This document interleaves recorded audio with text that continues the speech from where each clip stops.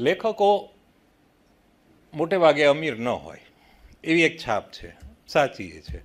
તમે બહુ crime thriller લખો કે બહુ આમ ચટાકેદાર મસાલેદાર લખો તો તમે તમારી ચોપડીઓ વેચાય, પણ બહુ ઉચ્ચતમ ક્લાસિકલ સાહિત્ય લખ્યું અને એની કરોડો નકલ વેચાય એવું ભાગ્યે જ બને, ન બને.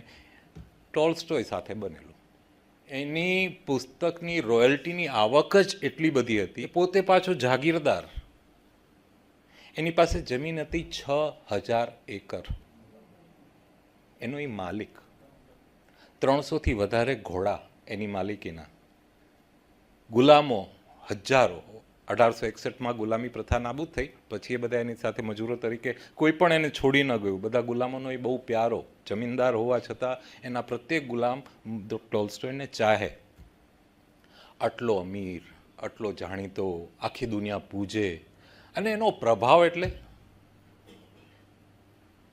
આપણે એ ન કલ્પી શકીએ. આપણે ક્રિશ્ચિયાનિટી વિશે બહુ જાણતા નથી, યુરોપ વિશે બહુ જાણતા નથી, પણ યુરોપમાં આખો એક એવો યુગ ગયો, હજી પણ છે, કે જીસસ ક્રાઇસ્ટ, જેને આખું યુરોપને ક્રિશ્ચિયાનિટી અનુસરે છે, પણ એમ કહે છે નંબર 2 જીસસ ક્રાઇસ્ટ ટોલ્સ્ટોય છે.